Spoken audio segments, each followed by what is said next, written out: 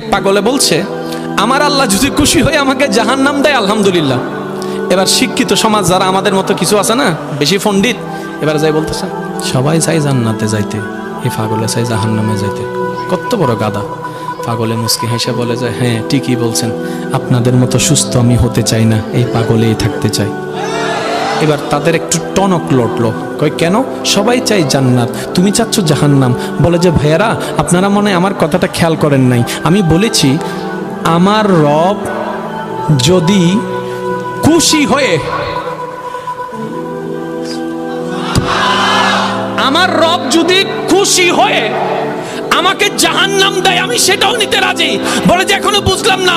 পাগল বলে জ্ঞান দিয়ে রবের বিষয় বোঝা যায় না, দিল দিয়ে বুঝতে হয়। আরে শুনো, রব যখন খুশি হয়ে যাবে জাহান্নামটা জান্নাত হয়ে যাবে, রব যখন নারাজ হয়ে যাবে জান্নাতটা জাহান্নাম হয়ে যাবে।